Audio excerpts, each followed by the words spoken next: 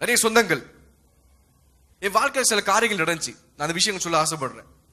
நான் ரட்சிக்கப்பட்டு கொஞ்ச நாள் எனக்கு நல்ல நான் ஒரு முஸ்லீம் பையனா இருந்ததுனால எனக்கு ஒரு முஸ்லீம் காலேஜ்ல மைனாரிட்டி சீட் கிடைச்சது. எனக்கு நான் உள்ள பிஇ இன்ஜினியரிங் படிக்க ஆரம்பிச்சிட்டேன். சாஃப்ட்வேர் இன்ஜினியரிங் படிக்க சீட் கிடைச்சது. அங்க போய் இருந்த டைம்ல நான் அந்த பள்ளிவாசலுக்குலாம் நான் கொஞ்சம் போகாம அவாய்ட் பண்ணிட்டு இருந்தேன். அந்த டைம் போகக்கூடாதுன்னு சொல்லி முடிவு பண்ணிட்டு இருந்தேன். அப்போ என்னோட காலேஜ் முஸ்லீம் காலேஜ்னால எனக்கு ஏதோ ஃபைன் பண்ணிட்டாங்க, ஃபிஷியா இருக்குன்னு சொல்லி. அப்போ என் ப்ரொஃபசர், என் சொந்தக்காரர், அவர் என் சொந்தக்காரர் தான். அவருக்கு தெரிஞ்சுட்டு நான் ஜமாத்ல பேசுறது பார்த்திருக்காரு, ஹதீஸ் பேசுறது பார்த்திருக்காரு. நான் ஏன் வரமாட்டேன்னு சொல்லி ஒரு காலேஜ் பஸ்ல போயிட்டு இருக்கும்போது நான் அவர் ஃப்ரெண்ட் சீட்ல உட்காந்துட்டு இருந்தாரு, நான் கடைசியில் உட்காந்துட்டு இருந்தேன். அவர் கத்தி கேட்டாரு, என்ன ஏஜாஷ் நீ என்ன மாஸ்க்லாம் வரமாட்டேக்காம சர்ச்சுக்கு போறியா, ஏதாவது கிறிஸ்டின் பொண்ணு லவ் பண்றியா அப்படின்னு கேட்டாரு. நான் அப்படிலாம் இல்லை, அப்படிலாம் எதுவுமே இல்லை, நீங்க சும்மா சொல்லுவீங்களா இருக்கும், நான் வரேன், நீங்க பாத்திருக்க மாட்டீங்க, கடைசியில் உட்காந்து போயிடும் அப்படின்ட்டு சொல்லி முடிச்ச உடனே ஆவியான எனக்குள்ள உணர்த்துறாங்க, எனக்கா சாட்சி அடிக்க மாட்டியா சொன்ன உடனே ஆவியான சொல்றாங்க. அந்த இடத்துல உட்காந்துட்டு இருக்கேன், எனக்கா நீ விட்னஸ் அடிக்க மாட்டியாங்க, உனக்கா எல்லாம் செஞ்சேன், என் கேட்ட எல்லாம் ஆன்சர் பண்ண ஆரம்பிச்சாங்க. என்னெல்லாம் என்ன ஆண்டவர் நிறைய எனக்கு காட்டுவாங்க, வெளிப்படுத்துவாங்க. ஏசு ராஜா அப்பப்போ வந்து எனக்கு காமிச்சிட்டு இருப்பாங்க, அவன் யாரை சொல்லி காட்டுவாங்க, எனக்கு பேச வருவாங்க. நான் உனக்கு எல்லாம் கொடுத்தேன், எனக்கா சாட்சி அடிக்க முடியாது சொன்னாங்க. எனக்கு மனசு உடைஞ்சிட்டு. அப்போஸ்தலர் 1:8 வரும், ஆவியான வரும்போது வல்லமை உண்டு சொல்லும். எனக்கு கரெக்டா அப்படியே எனக்குள்ள ஒரு அபிஷேகம் நிறைய ஆரம்பிச்சது. நான் உடனே சொன்னேன், ப்ரொஃபசர் ஐ எம் சாரி, நான் வந்து முஸ்லீம் கிடையாது, நான் கிறிஸ்டியன் தான், நான் மசூதி போக மாட்டேன், நான் சர்ச் தான் போவேன் சொல்லி முடிச்ச உடனே ஹல்லேலூயா பிரைஸ் தி லார்ட். ரொம்ப ஹீரோயிசமா இருக்குல்ல. சொல்லி முடிச்ச நான் தான் பயந்து தலையை குனிஞ்சுக்கிட்டேன். பயத்துல போய் சொல்லு சைடுல சீனியர்ஸ், இந்த பக்கம் சீனியர்ஸ், வாய மூடு மிரட்டேன். நான் பார்த்து தலையை குனிஞ்சுக்கிட்டேன். இப்ப சொல்ல நல்லா இருக்கு, சொல்லும் போது எனக்கே சந்தோஷமா இருக்கு. நீங்க கை தட்டும் போது அங்க எல்லாம் என்ன பண்ண எனக்கு தான் ஞாபகம் இருக்கு. நான் அப்புறம் அந்த ப்ரொஃபசர் சொன்னாங்க, நீ போறதுக்கு முன்னாடி, கிளாஸுக்கு போறதுக்கு முன்னாடி என்ன நீ பார்க்காம போக கூடாதுனாங்க. நானும் தெரியும், எனக்கு லைஃப் பைபிள் எப்பவுமே என்னோட கையில எப்பவுமே வச்சிருப்பேன். பிசிக்கல் பைபிள் எப்பவுமே கையில வச்சிருப்பேன். எலக்ட்ரானிக் பைபிள் இல்ல, எப்பவுமே பிசிக்கல் பைபிள் என் கையில வைக்க ரொம்ப பிடிக்கும். எனக்கு ரொம்ப பிடிக்கும் இந்த ப்ரெஷியஸ் வேர்டுங்கனால, இது காட்ஸ் வேர்டுங்கனால. அப்ப என்னோட காலேஜ் பேக்ல வச்சிருந்தேன் எப்பவுமே. நான் என் பைபிளை தூக்கிட்டு கையில வச்சுக்கிட்டு தைரியமா கேபின்குள்ள போயிட்டேன். உட்கார்ந்து ஒரே திட்டு. எல்லாம் சொந்தக்காரங்க தான், கிட்டத்தட்ட நிறைய பேர் சொந்தக்காரங்க தான். எனக்கு எல்லாம் ஒசாம் பிளேட் மாதிரி இருந்தாங்க, மாத்தி ஏசிட்டு இருந்தாங்க. என்ன எப்படி ஏசாங்க அவங்களே மறந்துட்டு, எங்க ஆரம்பிக்கிறேன் அவங்களுக்கே மறந்துட்டு வருஷம் ஏச ஆரம்பிச்சா திரும்பி முதல்ல இருந்து ஆரம்பிச்சாங்க. விட மாட்டாங்கன்னு நினைச்சிட்டு இருந்தேன். அப்ப நான் அவங்க என்ன பெரிய குழப்பம்னா, எப்படி நீ அந்த பக்கம் போன, நீ நல்ல பையனாச்ச, நீ ஜமாத்துக்கு வருவிய, ஹதீஸ் வாசிப்பிய. நான் சொன்னேன், நான் இயேசுவை பார்த்தேன். சரி, நான் நம்ம ஈசா தானே, அதுக்கு என்ன இப்போ மசூதி வானாங்க. இல்ல, இயேசு என்ன பைபிள் ஹிட் பண்ணாங்க சொன்னேன். தேவன் சொன்னதான் சொல்லிட்டு இருந்தேன். நான் எதுவுமே கற்பனை பண்ணவே இல்லை, அவர் சொன்னதான் நான் செஞ்சுட்டு இருந்தேன் அந்த இடத்துல. அப்போ ஒரு மணி நேரம் போனோடனே வாக்குவாதம் முடிஞ்ச உடனே ஒரு விஷயம் சொன்னாங்க, இனிமேல எங்க இனத்துக்கு நீ ஒரு பெரிய கரும்புள்ளியா இருக்க, இந்த காலேஜ்ல படிச்சனா நீ எல்லாத்தையும் கெடுத்து விட்டுருவ, நீ இந்த காலேஜ் படிக்கூடாது, நான் வேற காலேஜ் சேர்த்து விட்டுறோம், ஒரு கிறிஸ்டியன் காலேஜ், பிரான்சிஸ் சேவியர் மாதிரி ஒரு காலேஜ் சேர்த்து விட்டுறோம் அப்படின்னாங்க. சரி, நான் ஒத்துக்கிட்டேன். அப்புறம் நான் சொன்னேன், நான் கிறிஸ்டியன் யாருக்குமே தெரியாது, நான் யார்ட்டையும் சொல்ல மாட்டேன், நீங்க எக்ஸ்கியூஸ் பண்ணுங்க, நான் ஒரு 3 வருஷம் படிச்சுட்டு போயிடுறேன் அப்படின்னா. அப்புறம் கொஞ்சம் யோசிச்சு, நீ இனிமேல் சொல்ல மாட்டேன்னா இங்க படிக்கலாம் அப்படின்னா. நானும் சரி ஒத்துக்கிட்டேன். என்னைக்கு சொல்ல மாட்டேன்னு சொல்லணும், அதுல இருந்து எல்லாத்தையும் சொல்ல ஆரம்பிச்சிட்டேன். நான் இயேசுவை பார்த்தேன், நான் இயேசுவை தரிசிச்சேன், இயேசு உயிரோடு இருக்காங்க, அவர் நல்லவர் சொல்ல ஆரம்பிச்சேன். என் மனைவி என்னோட கிளாஸ்மேட் எல்லாத்தையும் சொல்ல ஆரம்பிச்சேன் என்னோட இயேசுவை பத்தி. 2000 எனக்கு அந்த சமீபத்தை என்ன ஆச்சுன்னா, எனக்கு வேதம் பத்தி எனக்கு ஒன்றும் புரியாது. இங்க உள்ள ஒரு அருமையான போதகருமே எனக்கு அந்த இடத்துல அமையல. நான் சர்ச்சுக்கெல்லாம் போக ஆரம்பிச்சேன், எங்க அம்மாக்கெல்லாம் புரிய ஆரம்பிச்சது. இந்த போதகர் மேல தப்பு கிடையாது, எனக்கு தான் மண்டையில அறிவு இல்லை. என்ன சொல்ற வராங்க, சத்தியம் புரியாம இருந்துச்சு எனக்கு. இந்த சத்தியமே புரிய மாட்டேங்குது. எனக்கு தெரிஞ்ச ஒரே அறிவு, இயேசுடைய பிசிக்கல் அப்பா யோசேப்பு, இயேசுவோட பிசிக்கல் அம்மா மேரி, இது ஒண்ணுதான் எனக்கு தெரியும். எனக்கு நான் ஆண்டவர்ட்ட அழுது, ஆண்டவரே எனக்கு புரிய மாட்டேங்க ஆண்டவரே, உங்களை பார்த்தேன் மாத்திரம் சொல்லிட்டு என்னால் வாழ முடியாது, உங்களுடைய அறிவு எனக்கு வேணும், உங்களுக்காக நான் நிக்கணும், எல்லாம் நினைச்சு நிக்க முடியாது ஆண்டவரே. நான் குர்ஆன் எவ்வளவு ஆர்வம் படிச்சனோ அதை விட ஆர்வமா உங்களுடைய நீ கொடுத்த பைபிளை படிக்கணும் ஆசையா இருக்கு ஆண்டவரே சொல்லி நான் கன்ஃபர்ஸ் பண்ணி ப்ரே பண்ணிட்டே இருந்தேன் ஆண்டவர்கிட்ட. நான் சொல்லிட்டே இருந்தேன் ஆண்டவர்கிட்ட. ஒரு 9 months ஆச்சு, 9 மாசத்துக்கு அப்புறம் தான் இது ஆரம்பிச்சு. அப்பதான் என்னால பேச முடியும். நிறைய பேர் கேட்கும்போது என்னால சொல்ல முடியல, எப்படி இயேசு தானா சொல்லி. நான் பார்த்தது இயேசு, என் கூட பேசுறது இயேசு, அவர் எப்படி ப்ரூஃப் பண்ண தெரியல என்னால. எனக்கு ஒரு ஆவிக்குரிய வாழ்க்கை வளர்ச்சி இல்லாம போயிட்டு, நான் முன்னாடி வந்து எப்படி இருந்தேன்னா, ஒரு காஞ்ச பாவி, அதுக்கப்புறம் நனைஞ்ச பாவி, அவ்வளவுதான். நான் பண்ற சின்ன எனக்கு மனம் உறுத்த மாட்டேங்க எனக்கு. சரி, நான் என்ன சொல்ல வரேன், நமக்கு உறுத்தணும், நான் பண்ற தப்பு நான் உறுத்தணும். உறுத்தாதான் நீங்க பேப்டிசம் எடுத்துக்கு அடையாளமா இருக்கும், அதுக்கு மனம் திரும்பணும். எனக்கு உறுத்த மாட்டேங்க என் மனசுல, அதே பாவம் பண்ண ஆரம்பிச்சிட்டேன். நான் ஆண்டவர்கிட்ட கன்ஃபர்ஸ் பண்ண ஆரம்பிச்சேன், எனக்கு ஹெல்ப் பண்ணுங்க ஆண்டவர், நீங்க தான் என்ன கூப்பிட்டு வந்தீங்க, எனக்கு யாரும் ஹெல்ப் பண்ண மாட்டேங்க. என் பாஸ்டர் என்ன பயந்தாங்க. நான் திருநெல்வேலியில் ஒரு சபைக்கு போயிட்டு இருந்தேன், ஒரு பெரிய சபையில் போயிட்டு இருந்தேன். அவர் பயந்தார், நான் ஒரு ஸ்பையா இருப்பேன்னு நினைச்சுக்கிட்டாரு. இவன் ஸ்பையா தான் இருப்பான், யாரும் சேராதீங்கட்டாரு என்ன கூட. அவரோட பயம் நியாயமா இருந்துச்சு ஆக்சுவலா. அப்புறம் ஆண்டவர் சொன்னேன், உதவி செய்யுங்க ஆண்டவரே, எனக்கு உதவி செய்யுங்க, நான் என்ன பண்ண தெரியலன்னு சொல்லிட்டு. அப்போ நான் ஒரு வாரமா உட்காந்து ப்ரே பண்ணிட்டு இருந்தேன். ஒரு நாள் இரவு கரெக்டா 12:15 மணி இருக்கும், நான் படம் தூங்க போயிட்டேன். நான் தூங்கின உடனே அந்த ரூம் க்ளோஸ் ஆயிருக்கு. அந்த ரூம் அப்படி பிரசன்ஸ்ல நிரம்புது. முதல்ல அப்படி பிரகாசம் ஆகுது. இந்த இடத்துல லைட்னா இங்க ஒரு 4 லைட் இருக்கு, இங்க லைட்லாம் இருக்கு. இதனால இந்த இடத்துல வெளிச்சமா இருக்கு. அந்த இடத்துல ரைட்டை நான் போடவே இல்லை. நான் படுத்து கிடக்க ஏசு ராஜா வந்து நிக்காங்க ரூம்ல. என் சேரை இழுத்து போட்டேன், என் டேபிள் இழுத்து போட்டேன். ஜீசஸ் உட்கார்ந்து இருந்தாங்க. என் பைபிள் திறந்தேன். மத்தேயு, மார்க், லூக், யோவான், ரோமன்ஸ், இந்த எல்லா காஸ்பலையும் புக்கையும் ஆண்டவர் வாசிக்க காலையில 8:15 வரைக்கும் நான் கேட்டுட்டே இருந்தேன். அவர் வாசிக்க கேட்டே இருந்தேன். Such a lovable God is Jesus. தேவன் நம்மளை தொட முடியாது, அவரே வருவார். அதான் அன்புள்ள தேவன். அவர் கொஞ்சம் உணர்வு நம்ம அவரை பத்தி.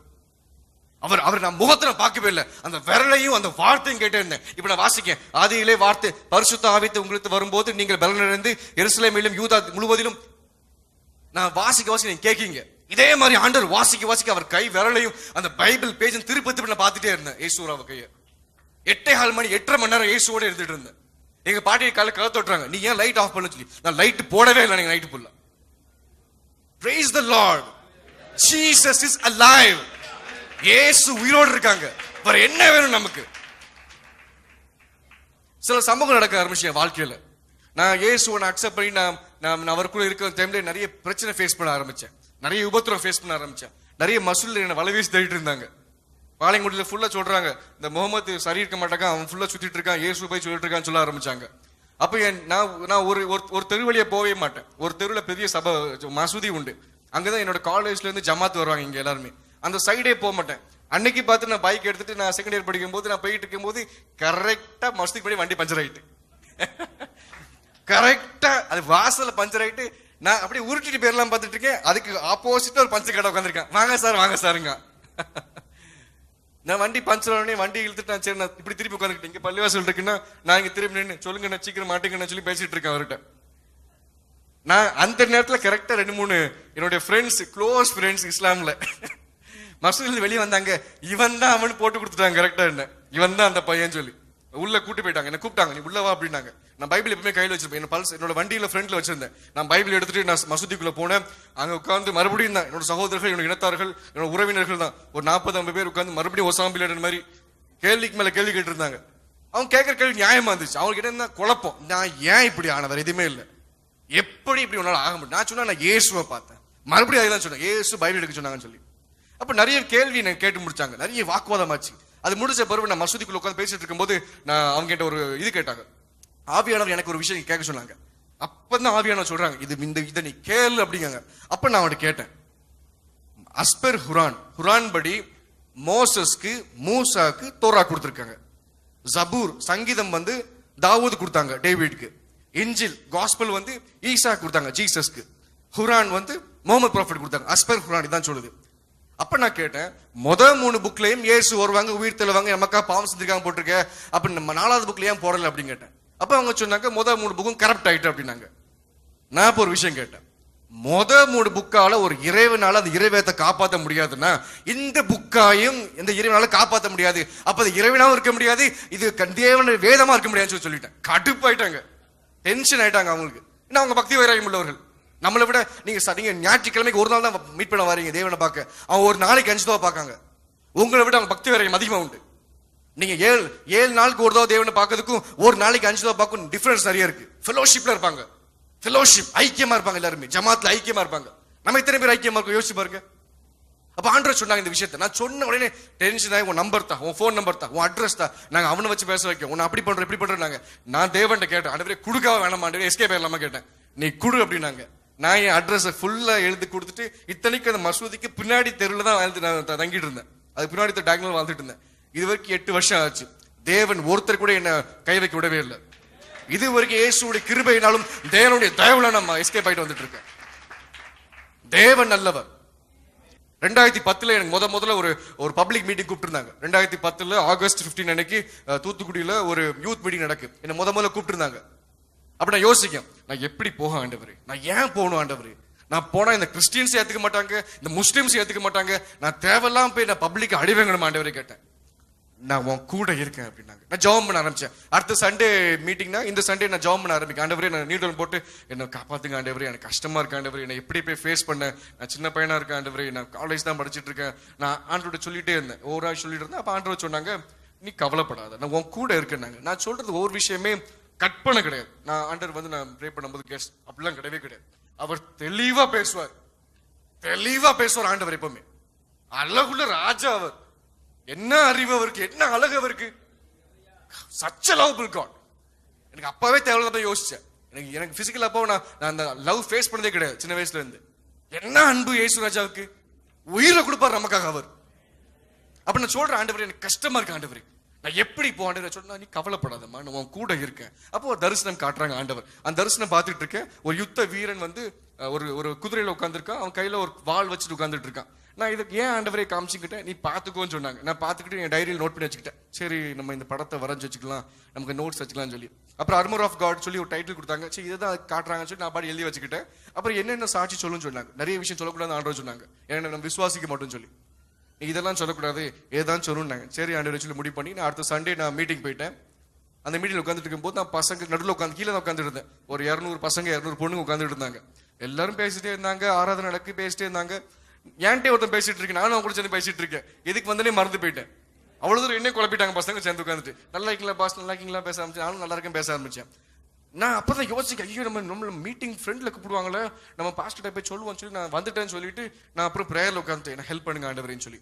நான் ஸ்டேஜ் ஏறி நான் மேல போய் உட்காந்துருக்கேன். கரெக்டா அப்பதான் ஒரு பேனர் திறக்காங்க. அப்பதான் ஏதோ பிரதிஷ்டை பண்றாங்க அவங்க திறக்காங்க. நான் எந்த இமேஜை பார்த்தனோ, எந்த விஷன் பார்த்தனோ, அதை அப்படியே பேனரை ஒட்டி வச்சிருந்தாங்க அந்த இடத்துல. Praise the Lord. ஏன் ஆண்டவர் எனக்கு ஆகணும், நான் பெரிய தீர்க்கதரிசி, நான் பெரிய ஸ்பெஷல் காட்டுறதுக்கா? அப்படிலாம் இல்லை. நான் பயந்தேன். என்ன கம்ஃபர்ட் பண்ணாங்க ஆண்டவர், என்ன கம்ஃபர்ட் பண்ணாங்க. நான் உன் கூட தான் இருக்கேன், உனக்கு முன்னாடியே காமிச்சிட்டோம்ல, நீ கவலைப்படாத. இப்போ பேசினாங்க. நான் நல்லா வச்சு 2 மணி நேரம் பேசி முடிச்சிட்டேன். தேவன் சொன்ன எல்லா விஷயம் சொல்ல ஆரம்பிச்சிட்டேன். இந்த காரியங்களை நான் சில விஷயங்கள் நான் ஆண்டவர் கண்ணில் கண்ணீர் பார்க்க ஆரம்பிச்சேன். நிறைய நேரத்தில் ஆண்டவர் பார்க்கும்போது, இயேசுவை பார்க்கும்போது ஒரு கண்ணில் கண்ணீர்கள் அப்படியே வரும். நான் கேட்பேன், ஏன் ஆண்டவரே அழுவுறீங்க சொல்லி, ஏன் அழுவுறீங்கப்பா அப்படிங்க. அவர் ஒரு விஷயம் சொல்லுவாங்க என்கிட்ட, ஏன் நான் யாரை நேசிக்கணும், உண்மையை நேசிக்க மாட்டாங்கன்னு சொன்னாங்க. என்ன பிரச்சனைன்னா, நம்ம சும்மா ஆண்டவர்ட்ட ஆக்ஷன் கொடுக்கும். நம்ம ஒவ்வொருத்தரும் பொய் சொல்றோம், பொய் பிசாசு பிடிச்சவங்க நம்ம ஒவ்வொருத்தரும். நடிப்பு ஆக்ஷன் நம்பர் 1 நம்ம ஒவ்வொருத்தரும். 10 செகண்ட் நானும் 10 மணி நேரம் நானும் ஆண்டவர்ட்ட போய் உண்மையை சொல்லணும், நேசிக்க ஆண்டவரை சொல்லு.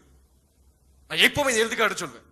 என் மகளுக்கு 1.5 வயசு ஆகுது. நான் ஆபீஸ் விட்டு போன உடனே என் மகள், நான் நிக்க வச்சுக்கோ, நான் இங்க நிக்க, என் மகள் இங்க நிக்க, என்ன பண்ணுவா, வந்துட்டு ஸ்தோத்திரம் கர்த்தாவே, ஸ்தோத்திரம் தகப்பனே, நல்ல ஒரு மனைவிக்காக அம்மாக்காக நன்றி, நல்ல ஒரு பிரெட் ஜாமுக்காக நன்றி, நல்ல ஒரு நியூட்ரிஷன் ஃபுட் கொடுத்து நன்றி சொல்லிட்டு அப்படி போனா எப்படி இருக்கும் என் மகள்? அப்படியே போனா என் மகள் ஓடி வந்து கட்டிப்பிடிப்பா, முத்தம் கொடுப்பா. நான் அழுக்க இருக்க பார்க்க மாட்டேன். அவ கூட உருண்டு கொஞ்ச நேரம் அவ கூட ஸ்பெண்ட் பண்ண போற, அடுத்து நான் கிளீனிங் ப்ராசஸ்க்கு போவேன். ஒரு உலக தகப்பனா எனக்கே இவ்வளவு அன்பு இருக்கு. நான் என் மகளுக்கு 1.5 வயசு ஆகுது. ஒரு 5 மாசம் முன்னாடிலாம் அழுதுகிட்டே இருக்கும். வீட்டுல பண்ண சுச்சு பேம்பர்ஸா கிடக்கும். அவளை எத்தனை தடவை அடிச்சிருக்கேன் அவளை. அன்னைக்கு அடிச்சு எனக்கே இவ மேல இவ்வளவு பாசம் இருக்குன்னா, ஒரு நாள் கூட தப்பு செய்யாம தவறு செய்யாம அன்பிலே பிறந்த அன்பா இருந்த தேவனுக்கு எப்படி இருக்கும்? என்ன பண்ண உங்களுக்காக ஆண்டவர் ரத்தம் கொடுத்தவர், என்ன பண்ணணும்? இயேசு கொடுத்த வேற என்ன பண்ணணும்? ஆவியான கொடுத்த வேற என்ன பண்ணணும்? எல்லாம் கொடுத்து முடிச்சாச்சு. ஆண்டவர் கண்ணில் கண்ணீர் கொண்டு நம்ம ஒருத்தர் தான் கொண்டு வரோம், பிசாசு கொண்டு வரல. நம்ம கொண்டு வர ஆண்டவர் கண்ணில் கண்ணீரை. உண்மையா இருக்கிறது கிடையாது. அட்டெண்டன்ஸ் போடுறோம். இன்னைக்கு சர்ச்சுக்கு திரும்ப அட்டெண்டன்ஸ் போட்டு வந்துறீங்க. நீங்க எங்க வைடி மீடியா யூடியூப் சேனல்ல ஃபர்ஸ்ட் டைம் விசிட் பண்ணீங்கன்னா சப்ஸ்கிரைப் பட்டன் பிரஸ் பண்ணுங்க. நாங்க அப்லோட் பண்ற வீடியோஸ் உடனுக்குடன் பார்க்க வேண்டும் என்றால் கூட இருக்க பெல் பட்டனை பிரஸ் பண்ணுங்க. God bless you all.